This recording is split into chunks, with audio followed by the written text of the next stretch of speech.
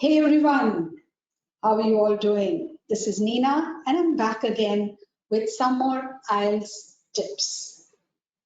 So let's talk today about task 1 for general test takers, which is letter writing. So let's get started with it straight away.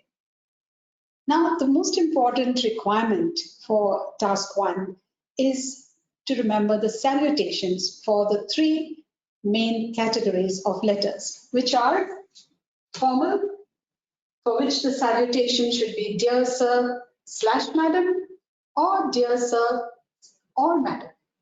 Don't forget the comma. You conclude your formal letter by saying yours faithfully, F in lowercase. And again, don't forget the comma. The next category is semi-formal, for which the salutation should be dear Mr., Mrs., or Miss, and the surname. Again, the comma is important. How will you conclude it? You conclude it by saying yours sincerely, and of course, the comma. The third category is informal. This is easy. Dear and first name of the person you're writing to, and of course, the comma.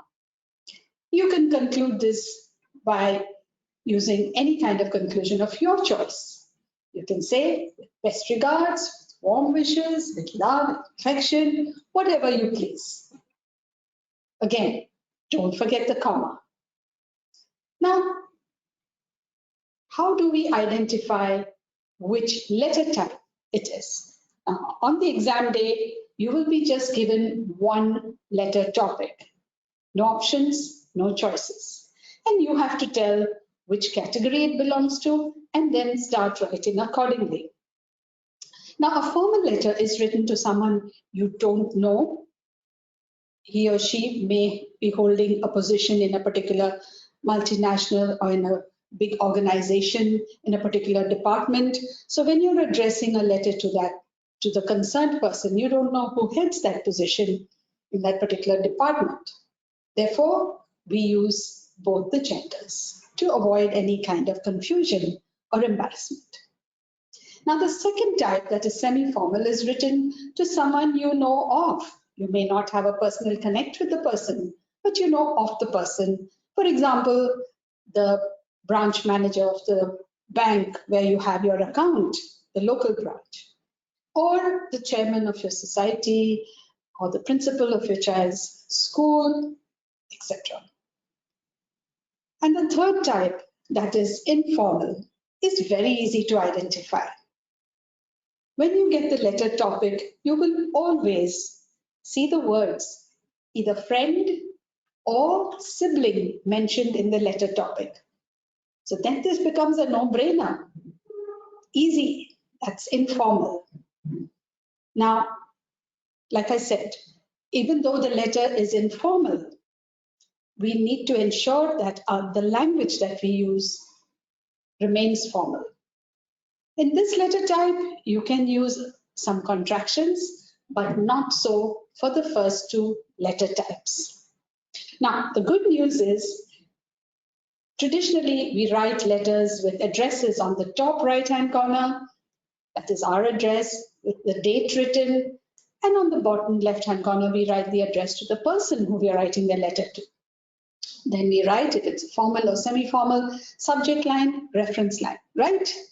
But for the IELTS exam, they exempt us from including all of that. What a relief, isn't it? So you don't have to write addresses, date, subject line, or reference line in task 1 letter writing. Now, the first paragraph of your letter will be the purpose or reason why you're writing the letter. Then you need to just follow the bullet points given in the letter topic. Write each in a separate paragraph. Now, the next point is your word limit. As per IELTS examination letter writing requirements, you're required to write a minimum of 150 words and an upper limit of 200 words. So something in between. Take care not to write too many below the minimum or maximum word limit, because there will be a penalty involved. And the next thing is paragraphs. As per IELTS examination letter writing requirements, they want you to write a minimum of 3 paragraphs and a maximum of 4 paragraphs. Now there are certain do's and don'ts. Be careful with your spellings. Now talking about spellings, you're allowed to use either of the 2 spelling conventions, that is British spelling or the American spelling.